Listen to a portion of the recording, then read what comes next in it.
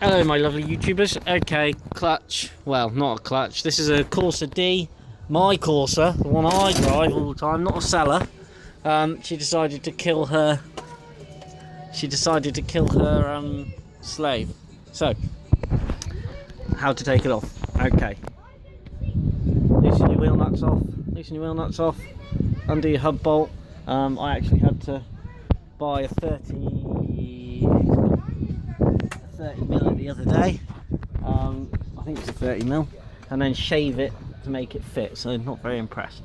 Okay, lower wishbone, pop your lower wishbone under there, drop your lower wishbone, pop out a drive shaft, and it is easy to take your drive shafts out really. Rotate the drive shaft until you see a groove on here, and then just put your pry bar on there to pop them out. Take both of them out for the sake of doing it properly and having space, and you're not putting any strain on CV boots. Oh, there's the socket I had to shave down there. So 36 mil. For the sake of watching your CV boots and pinching them and stuff, just take them out. So same way, undo your big nut and pop them out. There's the bottom ball joint. It's quite rusty, this one actually, for a 9 plate. So there are a couple of bolts hidden up the back by the starter motor. There's one still in situ there. Easiest thing to do is take the exhaust. Take the I'll get the exhaust in a minute. Take the actual rear mount off. Okay. And they've got the female Torxes on, but you can get away with using a 14 mil or an 11 mil socket on them.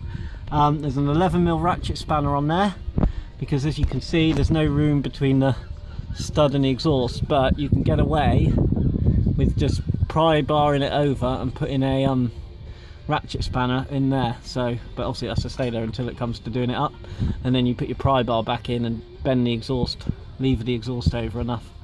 The problem with this one was, inside your gearbox you've got slave, which is the slave that lives inside the gearbox. What a great design, so impressed. So that started to leak, so I lost all my drive. 33,000 miles this car's done, so I'm not very impressed with Vauxhall. Pull your fingers out your ass and build something properly. You've got this little bracket here that's held in by these clips, okay, and that slides down from the outside of the bell housing and pops into there, and as you can see all this is plastic, so it's great. So I'm wondering whether it's going to come with this when the kit comes, or whether I've got to buy that separate, or just replace the O-rings. It looks like there should be an O-ring in there, but there isn't, so we shall see what they say. So that pops in there from the outside, okay, and is held in by these little type of R clips here. Alright, so they're quite easy to do. Just get your hooky tool, best 99p hooky tools. Your mirror on a stick's also handy. There's the clutch. Brand new almost, look, but it should be at 30,000 mile. And there's your plate. It's still got the grooves on it, look. You still see the grooves on it, so I might keep that just for a spare, but I tend to bin them. It's only 150 odd quid for the bits, but it's something I didn't want. 3 bolts hold the slave on the lay shaft. There's a couple more bolts here and 2 big bolts there. I've had to do a bit of a lash up with a piece of wood as a support because I didn't have my brace. 3 bolts hold it on the inside there, so you undo the three bolts and just slide it off. It's dual mass flywheel, this one. Alright, and those tiny little studs are the ones that hold the plate on. Now what you can do is you can just undo them. I use my trusty AC Delco ratchet, and you just have enough room to get in and undo them, and then grab hold of the flywheel and actually just rotate it. You can rotate it with both arms and just rotate it around, undo them as you go. That's about it really. Can't do nothing else, but a bit shit really, isn't it?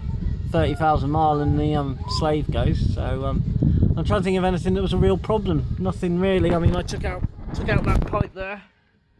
You can have problems with this pipe that goes to the turbo at the top, to the inlet manifold.